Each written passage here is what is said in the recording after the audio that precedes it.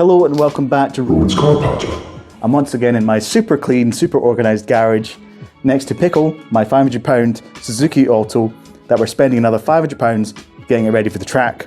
We've done a few things to Pickle now. We've lowered it on lowering springs, we've got fatter tyres, we've ripped out the interior, new steering wheel, hot air intake, the side exit exhaust that I did last time.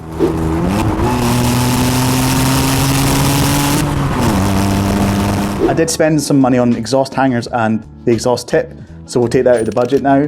But I also added some cosmetics because I know it's a tight budget, but I spent like 50 quid on lots of different stickers for no reason, but it needs to look like a race car in my opinion. And I think it's looking pretty good. There's a few more stickers I need to put on, but yeah, it looks pretty awesome. And I think today is going to be quite a chill one in comparison to the last couple where I've been under the car swearing at myself and everything like that. We're going to be fitting this bucket seat. So I got this off Facebook Marketplace. It's a Cobra Monaco for £40, which I think is pretty good. I actually got two of them for £40, so technically only 20 quid. And I bought some universal bucket seat mounts. Now we are in the universe, so hopefully these do work, but I guess we'll find out. But I'm pretty pleased with that purchase because, yeah, I was a bit worried about getting bucket seats under the budget because they were all kind of £200, £250, but these propped up and they're pretty rough looking. I think the padding's gone from the sides, but I mean for 40 quid for two of them, I got MX5 mounts with them as well.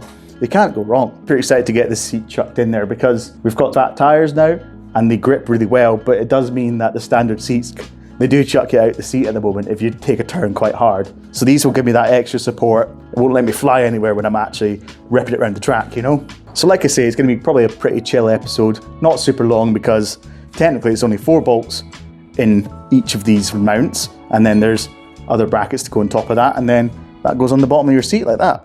Seems pretty easy enough, but I actually haven't done this before. I'm sure there'll be things that I mess up and have to do again. We'll see how it goes. But yeah, let's get started. A generous friend of mine, Morris, gave me some 6-point harnesses for free.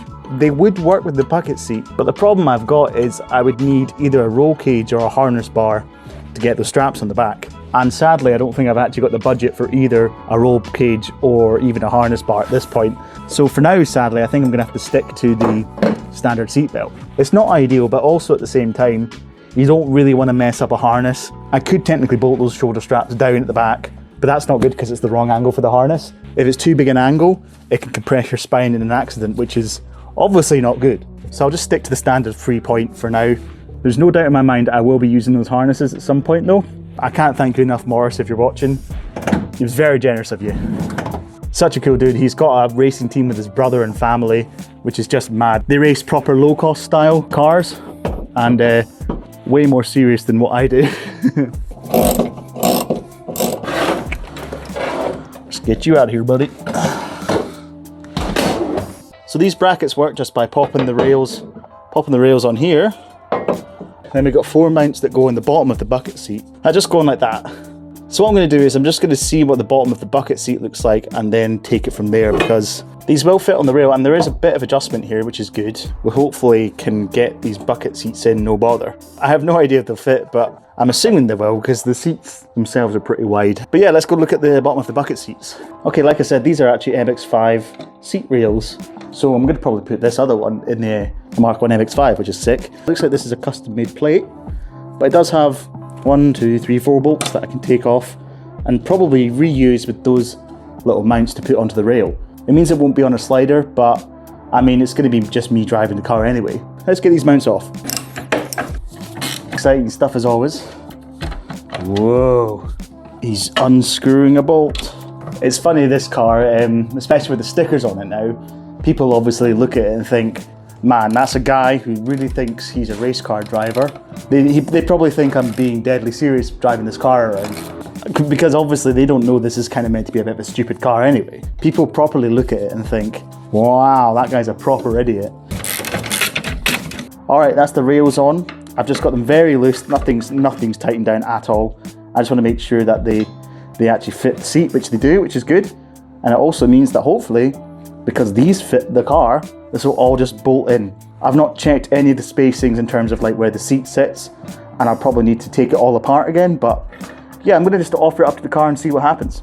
But no, it's looking good. These rails are well worth it. These were £60.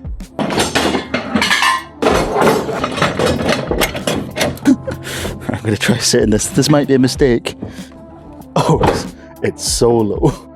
It's so very low. I'm going to have to do something about that. That looks all right there. This can come up like that. That looks all right. Probably I just need to shift these mounts slightly forward, but I think that's actually looking all right. It's just going to be a lot of hand angling, really, isn't it? Yeah, I feel like a boy racer now. Yep, that's something else. Right, okay. Yeah, just to figure out how to lift that up. But I think it's, I'm pretty happy. We'll see how we get on with just this rail and see how it fits, because right now it's all super loose and super low. It's all sagging, but once it's all tightened up, it'll lift up a wee bit like that. That's probably what it'll look like. We'll just figure it out as we go. All right, that is the bucket seat in place. I'm super happy with this position. It feels really comfortable, exactly where I want the steering wheel to be for me. Same with the clutch pedal and the gear stick. It's pretty much bang on.